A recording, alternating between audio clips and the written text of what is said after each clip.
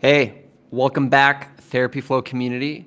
We're here for an exciting live that was sparked by a question that we answered and worked with a bunch of our counselors on today inside of our private program.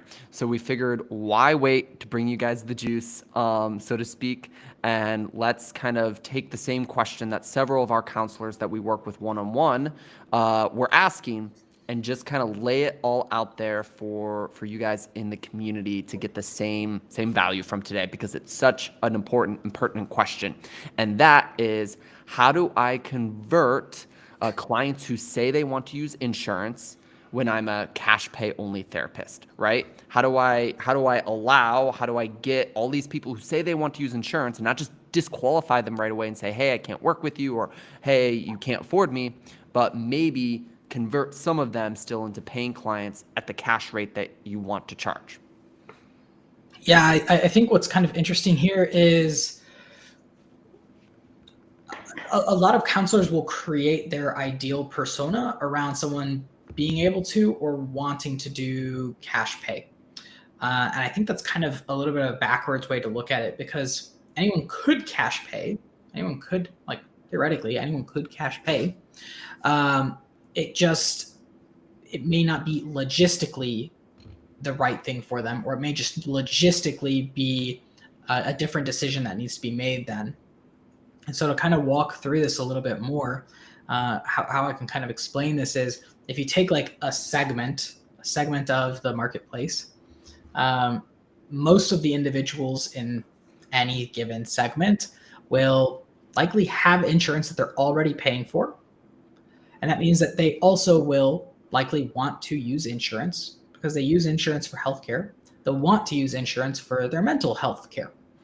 And in a lot of ways, we recognize that, right? Most people want to pay insurance, right? Most people want to pay insurance. There's a group of people, 10% of people, 10 to 20%. We found a study a little bit ago, I think, designates about 10% of people who are interested in doing cash pay at any given time.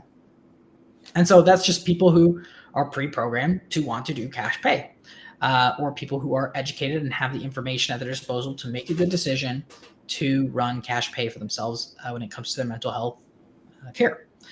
So with this information, if you ask anybody, if you ask 10 people, one of them will say, I'm interested in doing cash pay. 9 of them will tell you they are not interested in doing cash pay. So with that information, the next set of information that we should probably touch on is, guys, people with high income and low income have insurance. People with low income need to use it, possibly. People with higher income still might need to use it. I think up to like $250,000 a year, about 30% of those people are still living paycheck to paycheck. So keep that in mind. However, they probably have better insurance and may want to use that better insurance that would cover their mental health needs. And so income, Josh, I see you dropping. Income doesn't necessarily put you in a more likely category to want to cash pay. Josh, Yeah. let's go.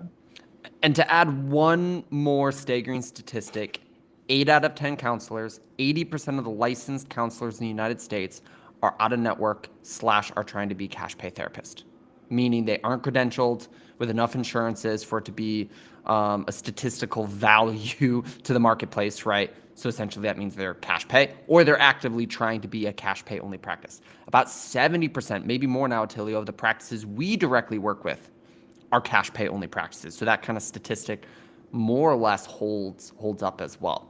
So what this is laying the groundwork for is, if most counselors are trying to be cash pay therapists, and almost every single person is trying to not pay out of pocket for their therapy, number one, there's a lot of scarcity in the market right now. So if you're advertising yourself as a unique selling proposition that you're cash pay, it's not very valuable to the market, because most clients aren't looking for that.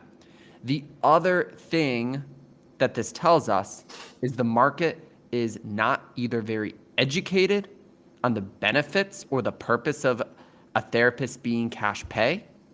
And then more specifically, and I don't know if we're going to go too far down this rabbit hole, our healthcare system and the way that insurance is set up and all of those things is is broken in its relation to its reimbursements rates and process, and who is the customer, right, in the situation of mental health care and other healthcare as well. So this is not the conversation, and until you and I are not the people to solve this, and that problem specifically. What we can do is, after working with lots and lots of cash pay therapy practices, talk about the fact that the only way to be successful as a cash pay therapy practice in 2023, the only way to be successful as a cash pay therapy practice in 2023 is to figure out how to convert a segment of people who thought they were planning on using insurance and use cash pay instead because they want to work with you or your practice specifically.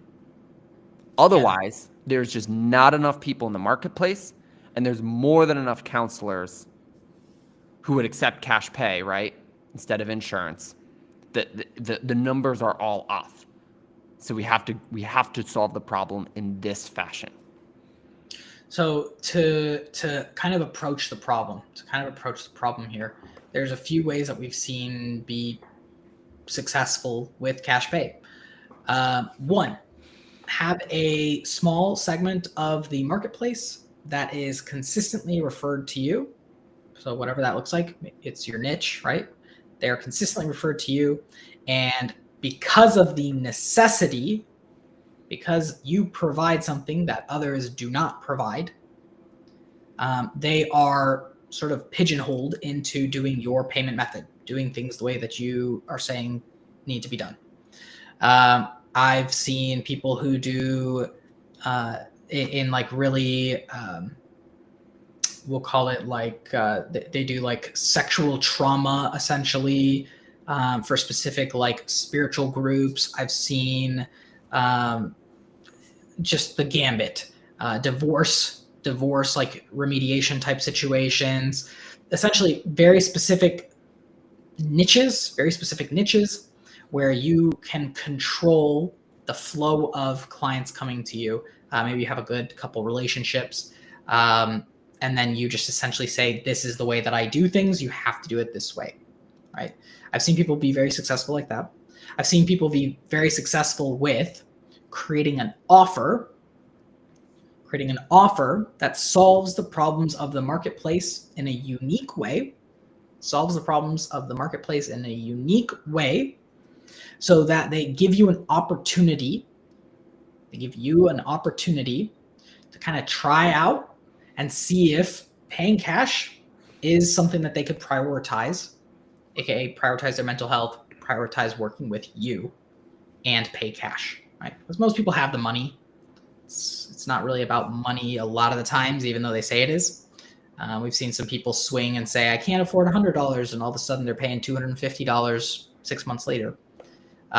So it's not always about the money, guys.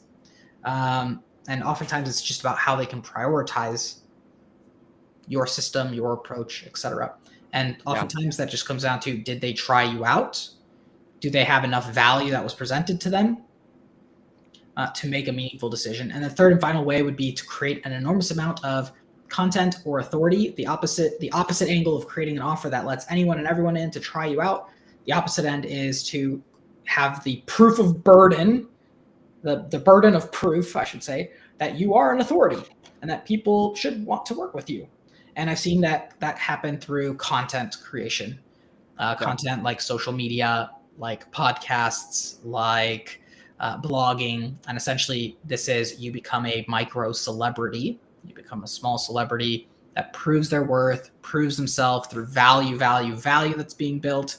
It's exactly the same in a lot of ways as the offer situation, where you're proving one type of worth or value, but it's on the flip side. You're taking time to prove that value over time rather than sitting down and doing some type of offer type situation. Yeah.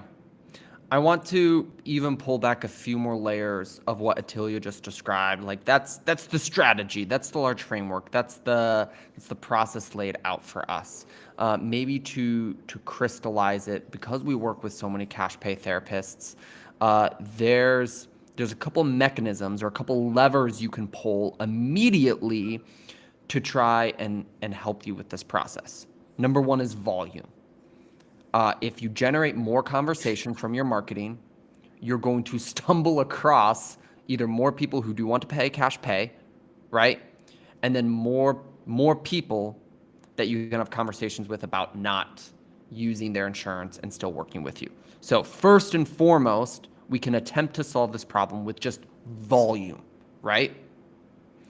A couple other ways that we can solve this problem. Number one is we can solve it by drastically improving our sales process and our sales skills. And when we say sales, and we've talked about this several times, it's really, the definition for us is revealing your value and educating your market on your services so they have the ability to either say yes to it or no to it. There's two parts of a sale. The person needs to want what you have as something that will fulfill what they need, and you have to be offering it, right? Right? They have to know what they need and they have to want something, and you have to be offering it. We can't make someone want something they don't know they want yet. Or we can, and that's where classic sales manipulation comes in, and where it feels all gross and salesy and whatever, because we're trying to like push something on someone before they've reached their own conclusions on whether what you're pushing has any perceived value in it other than the value you're telling them that they have, right? And that's the crux of a cash pay conversation issue. So we have to demonstrate, we have to talk about, and we have to educate the consumer on the value of your service, your offer, your outcomes, your process, your authority, and the downsides or the restrictions that keeping with their insurance does not, that keeps on them, the restrictions that insurance keeps on them. I'll kind of I'll move this because the big difference, guys, that we consistently see, any practice that takes insurance, their sales skills required are much lower. Any practice that does cash, especially if you don't have a super tight niche with a referral source that you control. If you don't have that situation, you have to get good at sales. And time and again, we see the best salespeople, what they end up doing, there is a component of education, like what Josh was saying, massive component of education. So many people just don't know their options. They don't know their options. They don't know that insurance companies, essentially force you to put a diagnosis on the first session, which is kind of insane for a lot of therapists, what I hear from y'all, among other things, guys. But these cash pay therapists, what they're doing is they're crystal clear at communicating the desired outcome for the individual. They can give clarity to the desired outcome, and they can show the individual the pains, and the degree of pain in which they're actually feeling. And in those conversations, and this communication can happen before the sale, this communication can happen on marketing, right? This communication can happen on a web page. This communication can happen on an advertisement. This communication can happen on the marketing to sales handoff, which is you getting on the phone with the individual, and then finally in the sales type situation where you're speaking to the individual. All of that communication should present and represent your ability to understand the person's desired outcome, the clarity for their outcome, and the pains that they're feeling. How do you do that for each individual? You don't. You come up with little avatars, you come up with little personas for your ideal clients, and you just speak to those people. People, especially in the marketplace, people can recognize kind of like type situations is what they're literally called. I'm not trying to be cryptic there. It's kind of likes is what they're called. And so that person's kind of like me, who they're talking to. And so they can recognize this person is adept. They understand the outcome. They understand the pain.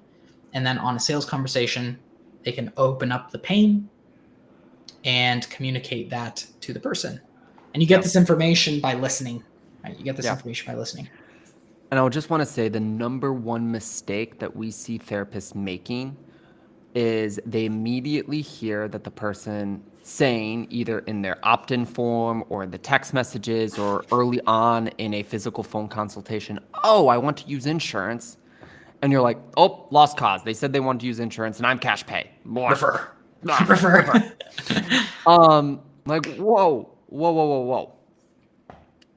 You did not give any opportunity to have a sales conversation. Why are they on this call? What are their needs?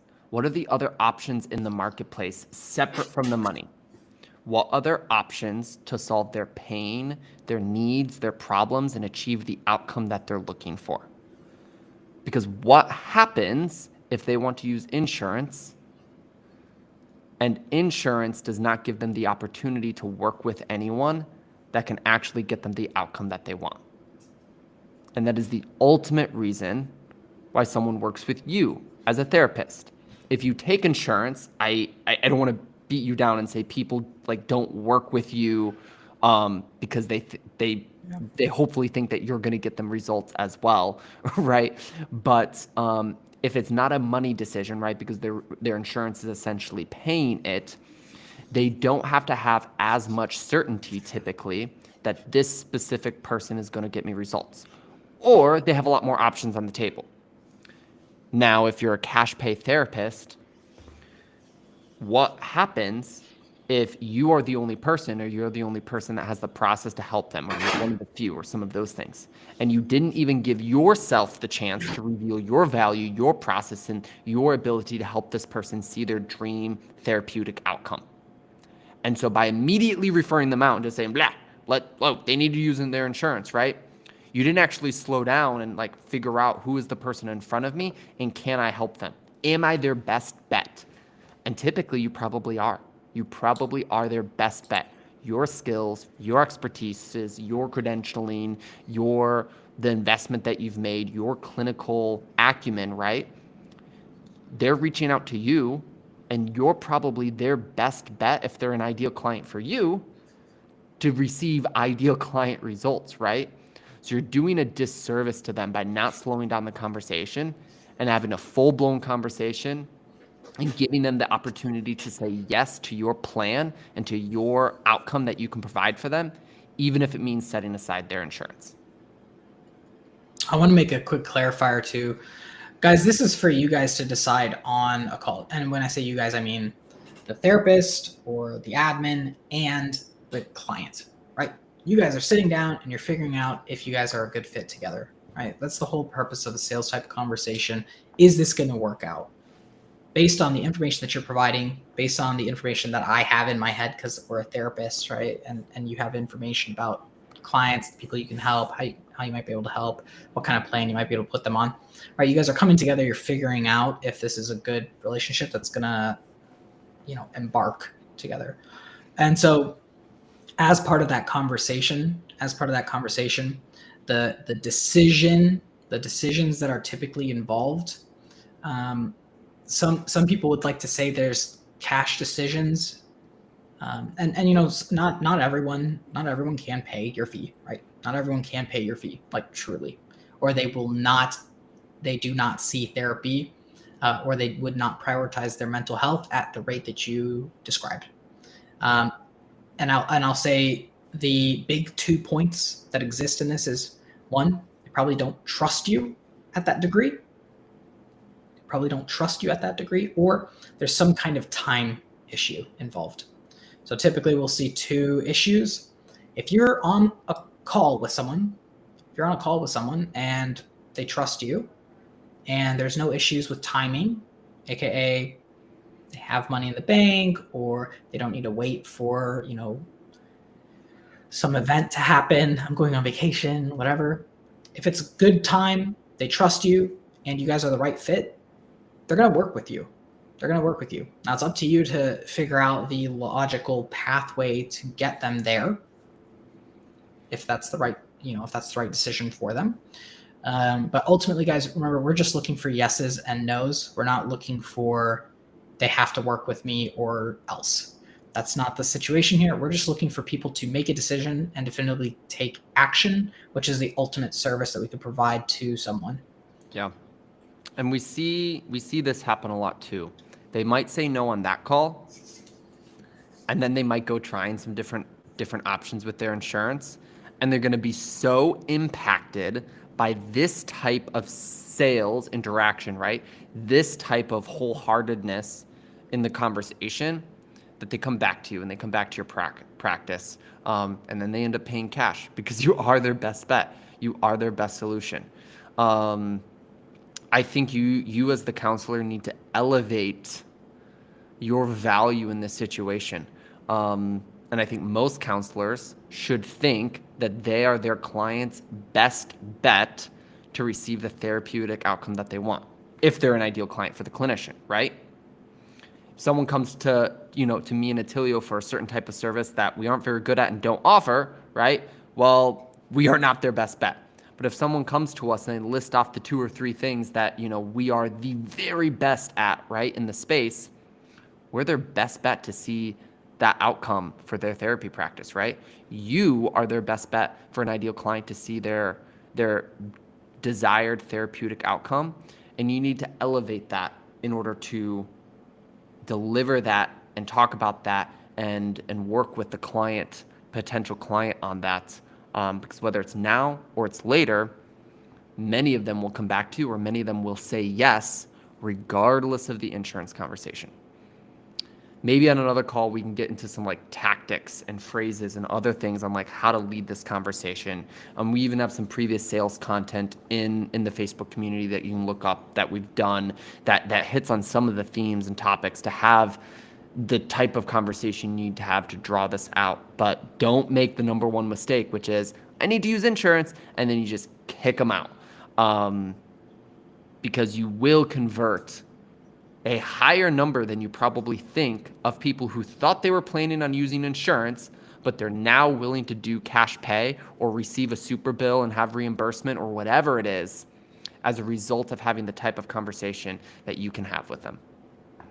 Yeah, build a relationship. Don't just do sales transactions. Don't just take orders. Yeah. Sit at a desk and take orders. You can actually take time to build a relationship. That's a really good point. Yeah. And there are ways to build relationships beyond the immediate conversation. And this is probably the last, big don't that maybe we end today on. You don't have to do this immediately if you're first building your practice, and you don't have to get overwhelmed by this of like, my practice won't be successful if I don't do this, right? Don't hear me when I say that. But one of the best things you can do is put together systems and processes that keep the relationship going. It's called warming up in the marketing world. So if you're running a Facebook ad and they've never heard of you and they reach out to you for the very first time, right? That's kind of your first interaction with them. Well, they don't trust you much yet. So what are ways over the next month, 3 months, 12 months that you will build trust with your audience, so to speak? Things like your website, blogs, newsletters, reactivation campaigns, social media, other low-ticket services like lead magnets, guides, books, worksheets, groups, weekend workshops, free webinars. Like there's a million different options, and we've got some fun guides coming out in just a couple weeks on some of the things that I just listed for you guys to kind of know what's out there to get after. But some of the best practices, don't just treat a single interaction. They build a list, and they work the list, and they warm up the list, and then they build a great business out of it. I love it. This was a pretty solid topic, man. We'll catch y'all next time. Last comment, we've got a interview for someone who does this really, really well. Whitney Owens, she's a faith-based practice owner, and they're all cash pay. They've got over 10 therapists on staff. They rock and roll doing some of the exact things that we just said. So look for that on Monday. If you're looking to hear a group practice owner's perspective amongst a lot of her other great expertise on other things,